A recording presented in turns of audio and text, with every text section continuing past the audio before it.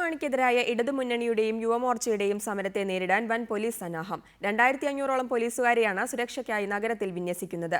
സമരത്തിന്റെ പേരിൽ അക്രമം നടത്തുന്നവർക്കെതിരെ കർശന നടപടിയെടുക്കാനാണ് പോലീസിന്റെ തീരുമാനം. തിരുവനന്തപുരം സിറ്റി പോലീസ് കമ്മീഷണറുടെ നേതൃത്വത്തിൽ 5 എസ്.പിമാർ, 19 ഡിവൈഎസ്പിമാർ, 29 സിഐമാർ, 127 എസ്ഐമാർ, 2500 പോലീസുകാർ എന്നിവരാണ് ബജറ്റ് ദിവസം നിയമസഭയ്ക്ക് ചുറ്റും സുരക്ഷയൊരുക്കുന്നത്. വിവിധ സേനകളിലെ ദ്രുതകർമ്മ സേനയും സുരക്ഷയ്ക്കായി എത്തും. പൊതുമുതൽ നശിപ്പിക്കുന്നവർക്കെതിരെ അവരുടെ ചിത്രം ശേഖരിച്ച് നഷ്ടപരിഹാരം ഈടാക്കും. തിരുവനന്തപുരത്തേക്ക് വരുന്നതും പോകുന്നതുമായ വാഹനങ്ങൾ നിരീക്ഷിക്കും. മറ്റ് ജില്ലകളിൽ നിന്നും കലാപ നിയന്ത്രണത്തിനുള്ള ഉപകരണങ്ങളും എത്തിച്ചിട്ടുണ്ട്. കൂടുതൽ വജ്ര, വരുൺ, ടിയർ ഗ്യാസ് ഉപകരണങ്ങളും തിരുവനന്തപുരത്ത് എത്തിച്ചു. സമരത്തിന്റെ മറവിൽ അക്രമത്തിൽ ഏർപ്പെടുന്നവർക്കെതിരെ കർശന നടപടിയെടുക്കാനാണ് പോലീസിന്റെ തീരുമാനം. സമരത്തിന്റെ എല്ലാ പ്രധാന കേന്ദ്രങ്ങളിലും എക്സിക്യൂട്ടീവ് മജിസ്ട്രേറ്റുമാരെ നിയമിക്കുകയും ചെയ്തിട്ടുണ്ട്. സോളാർ സമരവുമായി ബന്ധപ്പെട്ട് നടന്ന സെക്രട്ടേറിയറ്റ് ഉപരോധത്തിന്റെ സമാനമായ സുരക്ഷയാണ് പോലീസ് ഇതിനും വേണ്ടി തയ്യാറാക്കുന്നത്. റിപ്പോർട്ടർ, തിരുവനന്തപുരം.